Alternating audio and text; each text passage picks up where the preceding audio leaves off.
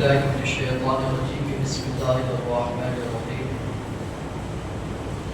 قل لا أسألكم عليه أجرا إلا المودة في القربى صدق الله العظيم وصدق رسوله النبي الأمين الكريم ونحن على ذلك لمن الشاهدين والشاكرين والذاكرين والحمد لله رب العالمين. آئیے بات آپ صلی اللہ علیہ وسلم میں آپ اور ہم تمام حضرات مل کر اپنے آقا و مولا جناب مصطفیٰ محمد مصطفیٰ صلی اللہ علیہ وسلم کے دربار دولتبار میں عقیدت و محبت کے ساتھ جھوم کر درود پاک پڑھے. اللہم صلی علی سیدنا مولانا محمد بارک وسلم صلی اللہ علیہ یا رسول اللہ صلی اللہ علیہ وسلم. نماز پڑھتے پڑھتے الحمدللہ بڑھاپے کو ہم لوگ آ گئے. اب تک ہمیں مسجد میں بیٹھنے کا طریقہ سے نہیں معلوم ہوا ہے. یہ پریشانی اور افسوس کی بات ہے چونکہ دائیں اور بائیں بھرا ہوا ہے اور بیچ میں جہاں مجھے خطاب کرنا ہے سامنے دیکھ کر تو پورا خالی. تو تھوڑا سا خیال رکھیں. پہلی بات تو پیچھے نہیں بیٹھنا چاہیے, آگے پہلی سب پوری کرنی چاہیے. دوسری بات ہے کہ بیچ سے سب شروع کرنی چاہیے, پھر دائیں پھر بائیں پھر دائیں پھر بائیں. اس طریقے سے ایک ہی آدمی دائیں زیادہ ہو تو دوسرا بائیں بیٹھنا چاہیے. اس طریقے سے بیٹھنے کا طریقہ ہوتا ہے. ایک تو پہلے سے ہی میں ٹریفک کی وجہ سے لیٹ آیا ہوں آج, اور دوسری بات ہے کہ میں کنفیوز بھی ہوں کہ تقریر کیا کروں چونکہ محرم کی جو تقریریں ہماری مغرب بعد ہو رہی ہیں الحمدللہ ترتیب وار ہو رہی ہے. فیضان محبت اہل بیت پر تقریر ہوئی, اس کے بعد محبت اہل بیت تحفظ ایمان کا ذریعہ ہے اس پہ تقریر ہوئی, اس کے بعد پھر خصوصیات اہل بیت پر تقریر ہو گئی. پھر اسی طریقے سے یزید حضرت امیر معاویہ اور حضرت علی کے اختلاف کی وجہ پر تقریر ہو گئی. تو اس طرح سے خاص موضوعات پر مغرب بعد ہم لوگوں نے خطاب کیا, تقریر سنی. اگر وہی تقریر میں ابھی دہراتا ہوں تو جو لوگ سن چکے وہ بولیں گے تو ہم نے مغرب بعد سنے تھے پھر وہی مولانا سنا رہے ہیں. اگر وہ تقریر میں نہیں کرتا ہوں تو جو لوگ مغرب بعد نہیں آئے تھے صرف جمعہ میں آتے وہ لوگ محروم ہو جائیں گے. تو حالانکہ مجھے خود ایک تقریر بول دینے کے بعد دوبارہ وہی تقریر وہیں پر بولنے میں خود ہی مزہ نہیں آتا ہے. پھر بھی میں سمجھتا ہوں کہ کچھ لوگ صرف جمعہ کو ہی آتے ہیں, مغرب بعد کے پروگرام میں شرکت نہیں کر پاتے ہیں دور و دراز کی وجہ سے یا کوئی کام وغیرہ کی وجہ سے. تو میں سوچتا ہوں کہ محبت اہل بیت کا جو فیضان ہے وہ آپ حضرات تک میں پہنچاؤں تاکہ آپ کے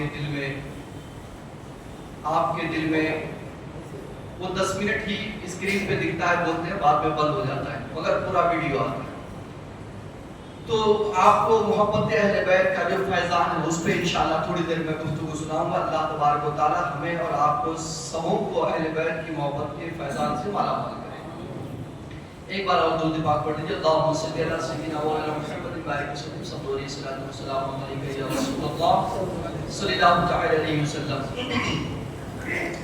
میں نے جس آیت کریمہ کی تلاوت کا شرف حاصل کیا ہے اللہ رب العزت ارشاد فرماتا ہے قل لا اسألکم علیہ اجرا الا المودۃ فی القربى. اے محبوب آپ میرے بندوں سے کہہ دیجئے کہ تبلیغ اسلام کے بدلے میں, اللہ کی معرفت کرانے کے بدلے میں, کلمہ تم تک پہنچانے کے بدلے میں, قرآن پہنچانے کے بدلے میں تم کو میں سیدھی راہ بتایا. اس بتانے کے چکر میں جتنی پریشانیاں ہوئی مجھے ان ساری پریشانیوں اور ساری تکالیف اور سارے مشن کے بدلے میں لا اسأل علیکم اجرا, اس پر میں کوئی اجرت نہیں مانگتا. یہ نہیں کہہ رہا ہوں کہ اللہ کی پہچان میں نے کرائی تو مجھے کچھ اجرت دو, یہ نہیں کہتا ہوں قرآن لا کر کے دیا تو کچھ اجرت دو, نہیں. الا المودۃ فی القربى, ہاں کچھ دینا چاہتے ہو تو میرے گھر والوں سے محبت کرو. اگر تمہیں لگتا ہے کچھ دینا ہے, دینا چاہتے ہو تو میرے گھر والوں سے محبت کرو. یہ مطالبہ بھی سرکار نے اپنی طرف سے نہیں کیا, اللہ نے کرنے کے لیے لگایا. محبوب آپ کہہ دیجئے میرے بندوں سے کہ تبلیغ اسلام کے بدلے میں کوئی اجرت نہیں چاہیے. الا المودۃ فی القربى, ہاں میرے اہل بیت کی محبت یہ مطلوب ہے. اب یہ ہے کہ حضرت آدم علیہ الصلوۃ والتسلیم سے لے کر کے حضرت عیسیٰ روح اللہ تک جتنے پیغمبر جتنے نبی آئے کسی نے بھی اسلام کی تبلیغ کے بدلے میں کوئی اجرت نہیں مانگی, یہاں تک کہ اپنے رشتہ داروں کی محبت بھی نہیں مانگی.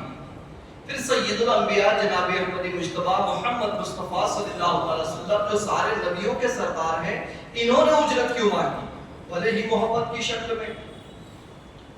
تو مفسرین کرام بیان فرماتے ہیں، امام فخر الدین رازی نے اپنی کتاب تفسیر کشاف میں ایک لمبی حدیث نوٹ کی ہے اس کے تعلق سے، اور وہ فرماتے ہیں کہ یہ محبت کا مطالبہ کرنا جسے اجرت کہتے ہیں، یہ اجرت در حقیقت جن سے ہم محبت کرتے ہیں اس سے ان کو فائدہ نہیں ہے، بلکہ جو محبت کرتا ہے ان کو ہی فائدہ ہے۔ تو سرکار نے گویا کہ جو مانگا وہ مانگا نہیں بلکہ عطا فرمایا۔ سرکار کی عنایت، سرکار دو عالم صلی اللہ علیہ وسلم نے ہمارے لیے ایک بخشش کا، مغفرت کا، جنت کا، محبت کا مطالبہ کر کے سارے دروازے اللہ کے رسول نے کھول دیے۔ تو محبت اہل بیت سے اہل بیت کو فائدہ نہیں ہے، بلکہ محبت اہل بیت، اگر اہل بیت کی محبت ہمارے دل میں ہو تو اس کا فائدہ ہم کو ہی ملتا ہے۔ تو اس لیے اسے اجرت نہیں کہتے ہیں، اسے نبی کی طرف سے ایک عطا کہیں گے کہ سرکار نے ایک طریقہ بتایا نجات کے لیے، سرکار نے ایک ذریعہ بتایا مغفرت کے لیے، سرکار نے ایک ہمیں ہتھیار دیا تاکہ اللہ رب العزت ہمارے ایمان کا تحفظ کر دے، راضی ہو کر کے محبت اہل بیت سے۔ چنانچہ حدیث پاک میں حضرت امام فخر الدین رازی فرماتے ہیں کہ اللہ کے رسول صلی اللہ علیہ وسلم ارشاد فرماتے ہیں، من مات علی حب آل محمد صلی اللہ علیہ وسلم ماتا شہیدن، کہ جو اہل بیت سے محبت کرے گا اور اسے موت آئے گی تو اللہ تعالیٰ اس کی موت کو شہادت کی موت لکھ دے گا۔ تو اب آپ بتائیے، اہل بیت سے جو ہم نے محبت کیا تو اس سے اہل بیت کی موت کو شہادت بنائیں گے، ہماری موت کو شہادت کی موت بنائیں گے۔ جو محبت کرتا ہے اس کو اللہ تعالیٰ نے یہ انعام دیا کہ میرے محبوب کے گھر والوں سے تم نے محبت کیا، تمہارے دل میں ان کی عقیدت و محبت تھی، جا تیری موت کو میں نے شہادت کا مرتبہ عطا کیا۔ تو محبت اہل بیت سے محبت کرنے والے کو فائدہ ہے، جن سے محبت کی جاتی ہے انہیں کوئی فائدہ نہیں۔ اسی طریقے سے اللہ کے رسول صلی اللہ علیہ وسلم ارشاد فرماتے ہیں، الا ومن مات علی حب آل محمد صلی اللہ علیہ وسلم ماتا مغفور لہو، کہ غور سے سنو، سرکار فرماتے ہیں، تنبیہ کر رہے ہیں، غور سے سنو کہ جو اہل بیت سے محبت کرے گا جب اس کا انتقال ہوگا، جب اسے موت آئے گی تو موت سے پہلے اللہ اس کی مغفرت فرما دے گا، موت سے پہلے اللہ رب العزت اس کی مغفرت فرما دے گا، اس کے سارے گناہوں کو معاف فرما دے گا۔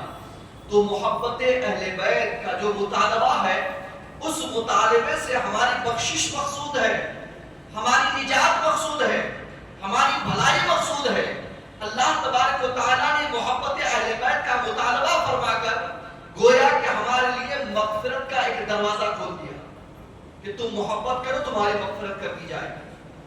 اسی طریقے سے اسی حدیث کے آگے ٹکڑے میں سرکار فرماتے ہیں، الا ومن مات علی حب آل محمد صلی اللہ علیہ وسلم ماتا تائبا لہو، کہ جو، غور سے سنو، جو اہل بیت سے محبت کرے گا، آل رسول سے محبت کرے گا، جب اس کا انتقال ہوگا تو موت سے پہلے اللہ اسے توبہ نصیب کر دے گا۔ پوری زندگی کوئی عبادت کرے اور موت کے وقت غلط کام کر کے توبہ نصیب نہ ہو، ایسی موت آ جائے تو ساری زندگی کی عبادت بیکار ہے، اور پوری زندگی وہ عبادت نہ کرے، گناہوں میں مبتلا رہے، موت کے قریب آ کر دل سے توبہ کر لیا تو سارے گناہ معاف، اس کی زندگی کا آلہ بدل گئی۔ یہ حدیث کا مفہوم بول رہا ہوں۔ اب توبہ نصیب ہونے کے لیے اب کسے معلوم ہے کہ کل میری موت آنے والی ہے، آج مجھے توبہ کرنا ہے؟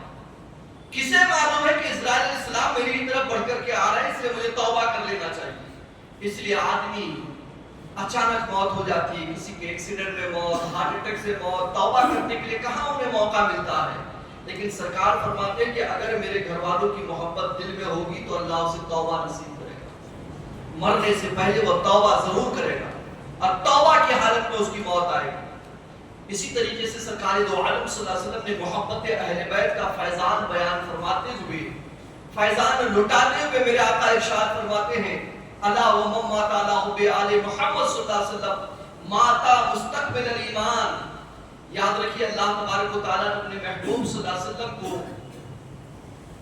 نمونہ بنا کر ہمارے سامنے پیش فرمایا، لقد کان لکم فی رسول اللہ اسوۃ حسنہ، اے لوگوں تمہارے لیے میرے محبوب کی زندگی بہترین نمونہ ہے۔ نمونہ اسے کہتے ہیں جسے دیکھ کر اپنے آپ کو اسی کے سانچے میں ڈھالنا پڑتا ہے۔ پھر قرآن مقدس میں اللہ نے فرمایا ادخلوا فی السلم کافہ، اسلام کے اندر مکمل داخل ہو جاؤ، مکمل داخل ہو جاؤ، یعنی کامل ایمان ہو جاؤ، مکمل مسلمان ہو جاؤ، تمہارے ایمان میں کوئی کمی نہ رہے۔ جب تم پلٹ کر آؤ تو کامل ایمانی کی حالت میں پلٹ کر آؤ۔ لیکن اب سوال یہ آتا ہے کہ ایمان کی تکمیل ہوگی کیسے؟ روزہ، نماز، حج، زکوٰۃ، کلمہ طیبہ، 5 چیزیں ہیں فرائض ایمان میں سے، یہ پڑھ لی، یہ کر لیا ہم نے تو مسلمان ہو گئے۔ لیکن کمیاں جو رہتی ہیں وہ کمیوں کی تکمیل کیا ہوگی؟ مسلمان ہو جانا اور ہے لیکن کامل مومن ہونا اور ہے، دونوں میں فرق ہے۔ مسلمان تو جتنے لوگ مسجد میں بیٹھے سبھی مسلمان، سر پہ ٹوپی ہے، جسم میں کپڑا ہے، کرتا ہے، ساری چیزیں، نماز کے لیے آئے، مسلمان آئے، تو غیر قوم دونوں آئیں گے نماز کے لیے۔ لیکن یہاں ایمان ہے یا نہیں یہ الگ بات ہے۔ ہو سکتا ہے کہ زبان سے کوئی ایسے جملے نکل گئے ہوں گے جس پر کفر کا فتویٰ لگ سکتا ہے، داخل ایمان نہیں ہو، خارج ایمان ہوگا، لیکن ہمیں معلوم نہیں، ہم تو مسلمان ہی سمجھیں گے۔ ٹھیک ہے، تو مسلمان ہونا اور ہے، مومن ہونا اور ہے، دونوں میں فرق ہے۔ ہر مومن مسلمان ہے لیکن ہر مسلمان مومن نہیں ہے۔ ہر مومن مسلمان ضرور ہے، جس کے دل میں ایمان ہے وہ مسلمان ہے، لیکن جس کے سر پہ ٹوپی ہے وہ مومن ہے، یہ کوئی ضروری نہیں ہے۔ یہ دھیان میں رکھیے گا۔ اور یہ بھی میں یہ ہوا میں بات نہیں کر رہا ہوں بھائی صاحب، اگر کوئی کسی نے زبان سے کوئی ایسا جملہ نکال دیا جس جملے کی وجہ سے، مثال کے طور پر آپ کو مثال بتا ہی دیتا ہوں، اب فقہ کی کتابوں میں لکھا ہے تو آپ بولیں گے مولانا صاحب جو زبردستی تھوپ رہے ہیں، لکھا ہے کہ اگر کسی نے غیروں کے تہوار پر بدھائی دیا، اس کو مبارکباد پیش کر دی، وہ خارج اسلام ہو گیا۔ مثال کے طور پر ہیپی دیوالی، عام طور سے ہمارے یہاں یہ بیماری چالو ہے، تو کہتے ہیں اس جملے سے انسان خارج اسلام ہو جائے گا، چونکہ اس کے دھارمک تہوار کی پہچان ہے، یہ اس کی تہوار کو مبارکباد دینا گویا کہ اس کے دھرم کو صحیح کہنا ہے۔ اور جب آپ نے اس کے دھرم کو صحیح کہا تو پھر آپ کا دھرم کہاں صحیح رہ گیا؟ دھرم تو ایک ہی ہے نا دنیا میں۔ اللہ نے ان الدین عند اللہ اسلام کا اعلان فرمایا کہ دین صرف اسلام ہے، اس کے سوا کوئی دین نہیں ہے۔ پھر جب اسلام کے سوا کوئی دین نہیں تو آپ نے دوسرے کو جو مبارکباد دی تو دینی سمجھ کر کے دیا نا اس کے تہوار کو، اس لیے وہ خارج اسلام۔ تو اب سمجھئے بھائی صاحب، کسی نے یہ جرم کا ارتکاب کر لیا اور مسجد میں بیٹھا تو ہم تو کہیں گے کہ مسلمان ہے، لیکن یہاں سے ایمان نکل گیا، اس کی خبر کس کو ہے؟ ٹھیک ہے، تو ہر مومن مسلمان ضرور ہے، ہر مسلمان مومن نہیں ہے، یہ ذہن میں رکھیں۔ تو اللہ کے رسول صلی اللہ علیہ وسلم، اللہ تعالیٰ نے فرمایا ادخلوا فی السلم کافہ، اسلام میں مکمل داخل ہو جاؤ، ادھورا ایمان لے کر مت آنا۔ لیکن مکمل ایمان ہمارا ہوگا کیسے؟ تو اللہ کے رسول فرماتے ہیں الا وما تعالی بآل محمد صلی اللہ علیہ وسلم ماتا مستقبل الایمان، کہ جو میری اولاد سے محبت کرے گا، اہل بیت سے محبت کرے گا، مرے گا تو مکمل ایمان کے ساتھ موت آئے گی۔ سبحان اللہ، کامل ایمانی کی حالت میں اسے موت آئے گی۔ جب اس کا ایمان کامل ہو جائے گا، اسلام میں وہ مکمل ہو جائے گا، تب اسرائیل اسلام موت کا پیغام لے کر جائے گا۔ تو یہ اللہ کی طرف سے ایک بڑا انعام ہے ہمارے لیے کہ ہمیں اہل بیت کی محبت کا حکم دیا گیا، اور اس محبت کے ذریعے ہمارے ایمان کی تکمیل کی گئی، اس محبت کے ذریعے ہمارے مغفرت کا ایک راستہ کھولا گیا، اس محبت کے ذریعے خاتمہ بالخیر کا ایک دروازہ کھول دیا گیا۔ اور یہیں تک محدود نہیں مسلمانوں، اتنے بڑے بڑے انعام بیان کیے گئے ہیں، وہ بھی حدیث کی زبانی، کہ اہل بیت سے محبت کرنے والے کے لیے کتنا بڑا انعام ہے، جسے پڑھنے اور سننے کے بعد ایک مومن کا ایمان بالکل تازہ ہو جاتا ہے۔ مثال کے طور پر حدیث پاک میں ہے، بزرگان دین فرماتے ہیں کہ حضرت اسرائیل علیہ السلام کی شکل کا دیکھ لینا ہی یہ بہت بڑا امتحان ہے۔ اگر آپ کو کوئی قبر کا عذاب نہ ہو، قیامت میں کوئی عذاب نہ ہو، کہیں پر آپ کو عذاب میں مبتلا نہ کیا جائے، دوزخ میں بھی نہ ڈالا جائے، تو حضرت اسرائیل علیہ السلام کو دیکھ لینا ہی بہت بڑا امتحان ہے آپ کے، بہت بڑی ٹینشن کی بات ہے۔ عجیب و غریب شکل ہوتی ہے ان کی، اور اتنا بھیانک شکل کہ ابراہیم خلیل اللہ دیکھیں تو بے ہوش ہو جائے۔ لیکن سب کے پاس اس شکل کے ساتھ نہیں آتے ہیں، کچھ لوگ ایسے بھی ہیں جن کے سامنے وہ خوبصورت حسین شکل کے ساتھ بھی آتے ہیں، इसी तरीके से मुनकर नकीर की शक्ल निहायत भयानक होती है। ऊपर का होठ पेशानी पर, नीचे का बेबी पर, दो लंबे लंबे दांत, लंबे लंबे नाखून, नीली आंखें लेकर के भयानक अंदाज में कब्र में मुर्दे को जगाते। मुर्दा उठकर बैठता है, उसे देख करके पसीना आ जाता है। मन रब्बों का उसे समझ में नहीं आता क्या जवाब। टेंशन में इतना होता है कि उसे सवाल जवाब तो दूर की बात, तो यही फैसला करने पर मुझ में करूं तो करूं क्या। और उस टाइम शैतान बहकाने के लिए आता है। कदम बहक जाने का मुकम्मल यकीन होता है कि कहीं कदम बहक ना जाए, अल्लाह की रहमत ना हो तो यकीनन बहक ही जाएगा। ऐसे टाइम में आपके लिए एक हथियार के तौर पर मोहब्बत अहले बैत है। सरकार फरमाते हैं अला व मम्मा ताला हुब्बे आले मुहम्मद सल्लल्लाहु अलैहि वसल्लम बशरहु मलिकुल मौत बिल जन्नति सुम्मा मुनकरुन व नकीर। ये गौर से सुनो, जो मेरी औलाद अहले बैत से मोहब्बत करेगा, इज़राइल रूह कब्ज़ करने से पहले जन्नत की बशारत देंगे। पहले वो जन्नत की बशारत देंगे, फिर रूह निकालेंगे। और जब कब्र में सुला दिया जाएगा तो सरकार फरमाते हैं कि सवाल और जवाब बाद में, मुनकर नकीर पहले जन्नत की बशारत देंगे। बशरहु मलिकुल मौत सुम्मा बिल जन्नति सुम्मा मुनकरुन नकीर। हजरत इज़राइल भी जन्नत की बशारत देंगे, मुनकर और नकीर भी जन्नत की बशारत देंगे। जन्नत की बशारत के बाद इज़राइल सलाम रूह कब्ज़ करेंगे और जन्नत की बशारत देने के बाद मुनकर और नकीर सवाल जवाब करेंगे। तो आपके और हमारे लिए सबसे खतरनाक वक्त है हजरत इज़राइल का सामना करना। मोहब्बत अहले बैत के सदक़े में बड़े आसान अंदाज में वो मरहला तय हो जाएगा। फिर इसी तरीके से सबसे खतरनाक मरहला, आखिरत की सबसे पहली मंजिल जो है वो कब्र है, जहां पर टेंशन ही टेंशन, परेशानी ही परेशानी। हजरत उस्मान गनी जब किसी कब्र के पास खड़े होते तो ज़ारो कतार रोते थे, आंखों से आंसू इतना बहता था कि उनकी दाढ़ी मुबारक से बारिश की तरह आंसू बहते थे। लोग पूछते थे कि हुजूर आप दोज़ख के अज़ाब के ताल्लुक से सुनते हैं, इतना नहीं रोते हैं, मगर किसी कब्र को देख लेते हैं तो ज़ार-ज़ार रोते, वजह क्या है? तो आप फरमाते थे कि कब्र आखिरत की मंजिल की पहली कड़ी है। आखिरत के सफर की पहली कड़ी कब्र है। जो यहाँ पास हो गया वो आगे भी पास हो जाएगा, जो यहाँ फेल हो गया आगे भी फेल हो जाएगा। इसलिए मैं कब्र को लेकर के बड़ा परेशान हूँ। इसलिए कब्र जो है निहायत ही खतरनाक और निहायत ही शदीद टेंशन की जगह है।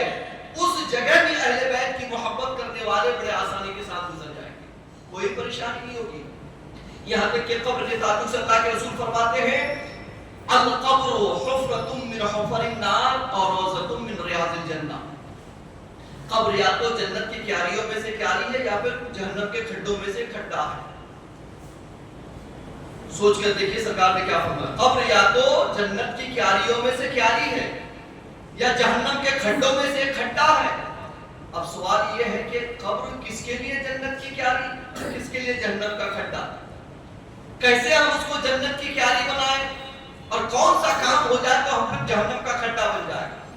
तो सरकार फरमाते कि अगर तुम चाहते हो कि तुम्हारी कब्र जन्नत की क्यारियों में से क्यारी बन जाए तो ये नुस्खा अपना लेना। सरकार फरमाते अला व मम्मा ताला हुब्बे आले मुहम्मद सल्लल्लाहु अलैहि वसल्लम फतिहा लहू फी कब्रिही बाबानी अल जन्नह, कि जो अहले बैत से मोहब्बत करेगा उसकी कब्र की दाहिनी दीवार पर जन्नत की दो खिड़कियां खोल दी जाएंगी, जन्नत के दो दरवाजे खोल दिए जाएंगे और कयामत तक जन्नत की ठंडी हवाएं उन दरवाजों से अंदर पहुंचती रहेंगी। तो अगर कोई चाहता है कि उसकी कब्र जन्नत की क्यारियों में से क्यारी बन जाए तो उसके लिए वाजिब और फर्ज है कि अहले बैत की मोहब्बत में गिरफ्तार हो जाए, अहले बैत की मोहब्बत से अपने दिल को सजा ले, अहले बैत की मोहब्बत से अपने दिल को आबाद कर ले। अब अहले बैत की मोहब्बत ये नहीं कि आप पेशानी में स्टिकर लिख ले कि मैं अहले बैत का चाहने वाला या चिटका करके लेके फिर नहीं। अहले बैत की मोहब्बत यहाँ होती है, उसका इजहार उनकी तारीफ और तौसीफ से होती है। इजहार कैसे होता है? आपकी ज़बान से होता है कि आप अहले बैत के चाहने वाले हैं कि अहले बैत के बुरा चाहने वाले हैं। जो चाहने वाला होता है, अगर अहले बैत के चाहने वाले नहीं होते दुनिया में तो मुहर्रम आते ही हर मस्जिद में 10-10 प्रोग्राम क्यों होता? ये 10-10 प्रोग्रामों का वजूद और आपका और हमारा मस्जिद में आना और बड़े गौर से अहले बैत का जिक्र सुनना, ये मोहब्बत की पहचान है, मोहब्बत की निशानी है। फिर अहादीस करीमा में जो बशारतें मिली हैं उन बशारतों पर यकीन करना ये ईमान की दलील है।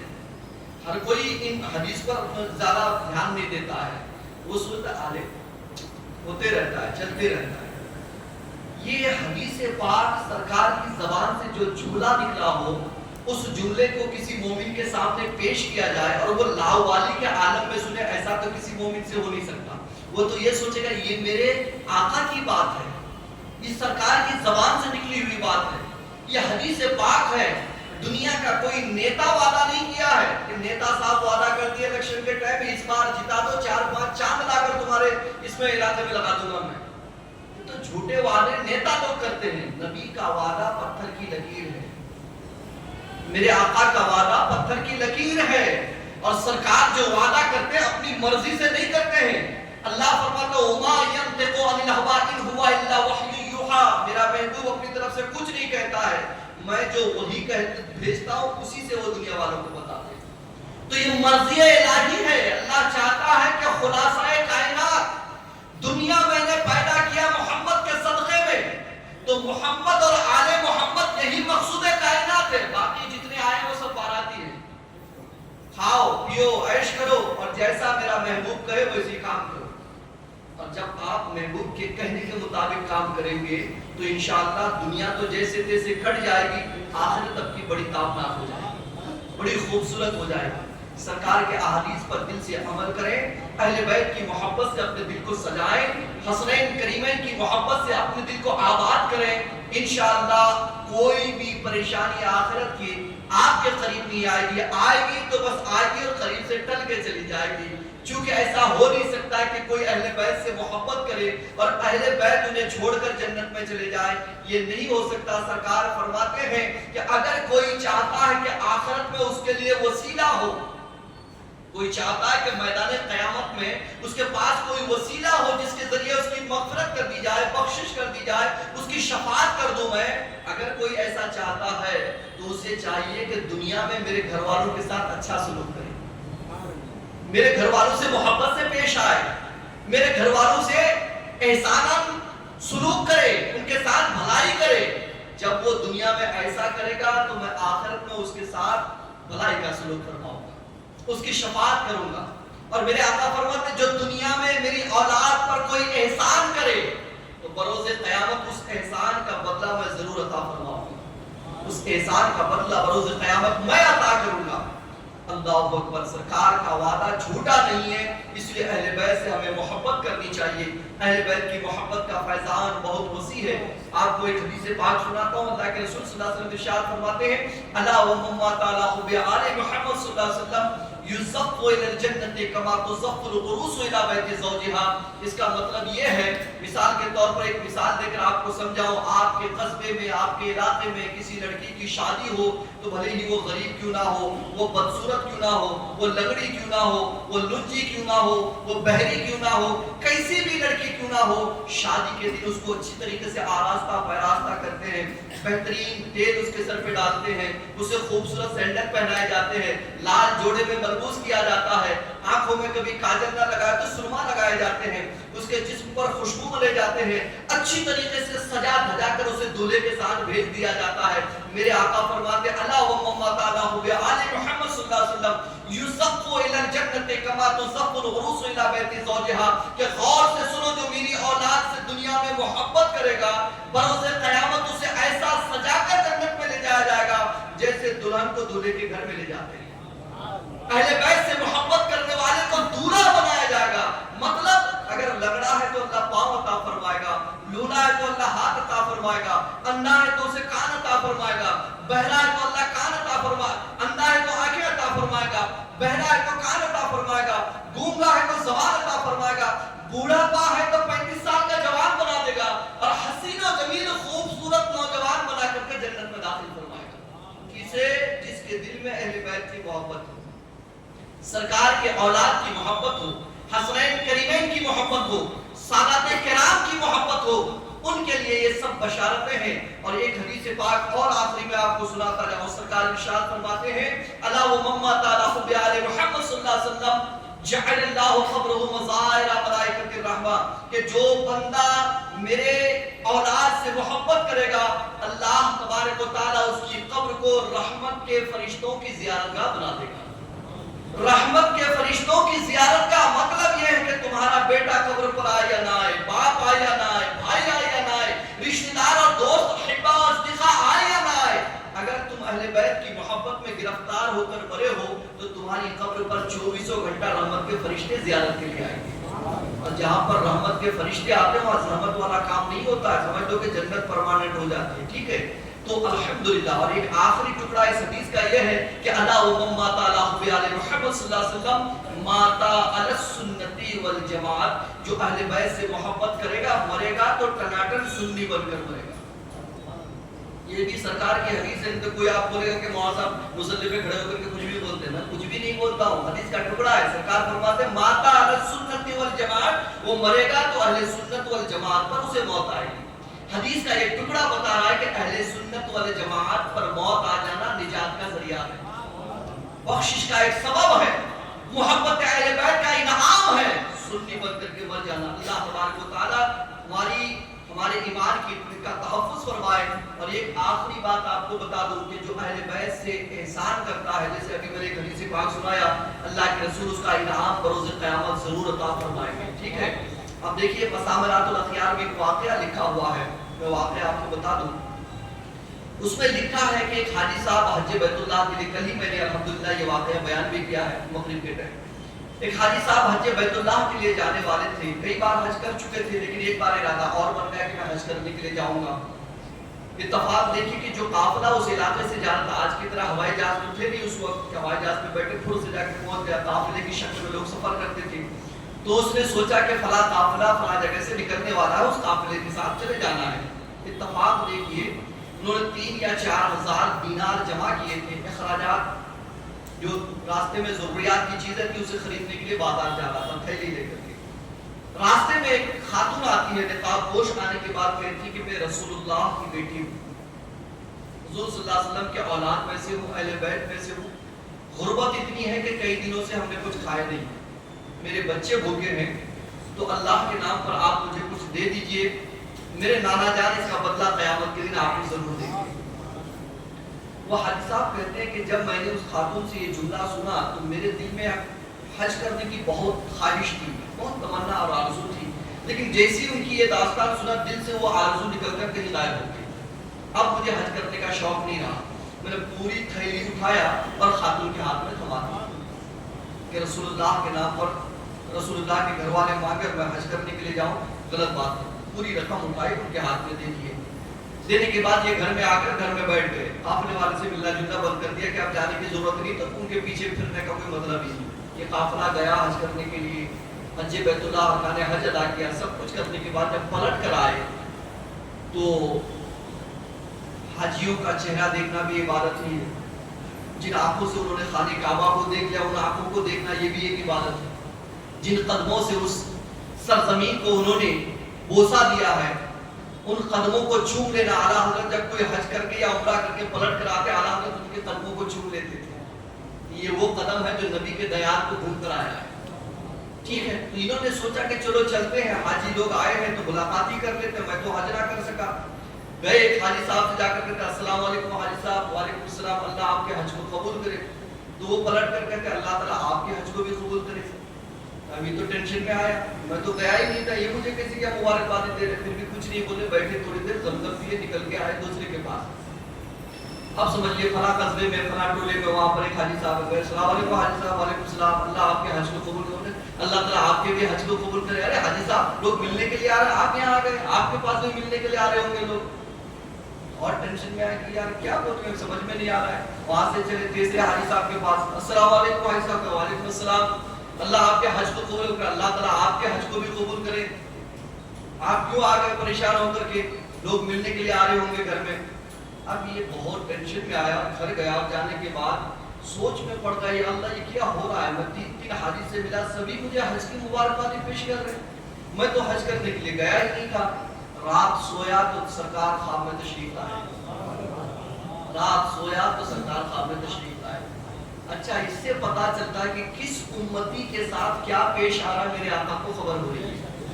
अब बताइए, ये इराक का वाकया है, बगदाद का वाकया है, वहां से बहुत दूर का वाकया है, फिर करोड़ों अरबों खरबों उम्मती में कौन सी उम्मती के साथ क्या मामला पेश आ रहा है, सरकार वहां मुलाजा फरमाए। तभी तो रात को ख्वाब में आए ना, सब मुलाजा फरमाए, रात को अच्छा रात को ख्वाब में तशरीफ लाए, लाने के बाद क्या बात है, बड़ा परेशान नजर आ रहा है। हुजूर क्यों नहीं परेशान होंगे, میں حج کرا ہی نہیں، اور جس کو بھی حج کی مبارکبادی پیش کر رہا ہوں سبھی مجھے مبارکبادی پیش کر رہے ہیں حج کرنے کی۔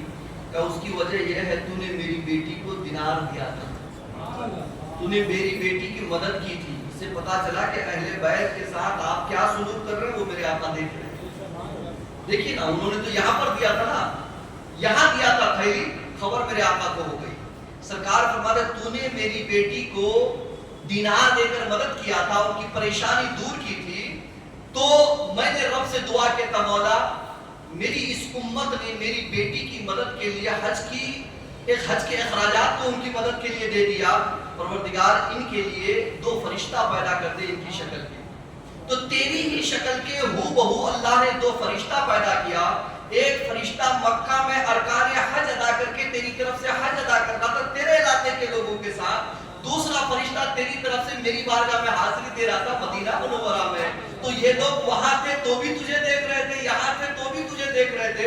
اے فلاں اگر تو حج کرتا تو ایک ہی حج ہوتا تیری طرف سے، اب قیامت تک یہ فرشتے حج کرتے رہیں گے، تمہیں ثواب ملتا ہے۔ قیامت تک یہ فرشتے تیری طرف سے حج کرتے رہیں گے اور قیامت تک حج کا ثواب تجھے ملتا رہے گا۔ پتہ یہ چلا کہ اہل بیت سے اگر کوئی احسان کرتا ہے تو قیامت میں تو بدلہ ملے گا ہی ملے گا۔ میرے آقا دنیا ہی میں عطا فرما دیتے ہیں کہ قیامت آنے میں ابھی ٹائم ہے، چل تجھے دنیا ہی میں عطا کر دیا جاتا ہے۔ یہ ہے اہل بیت کرام کی محبت، یہ ہے اہل بیت کے ساتھ ہمارا حسن سلوک۔ اس لیے ہم لوگ تو اصلاحی تقریر کر رہے تھے، کئی جمعہ سے اصلاح معاشرہ پر گفتگو ہو رہی تھی، لیکن محرم آ گیا تو کہتے کہ برسات ہو تو چھاتا ضرور کھولنا چاہیے۔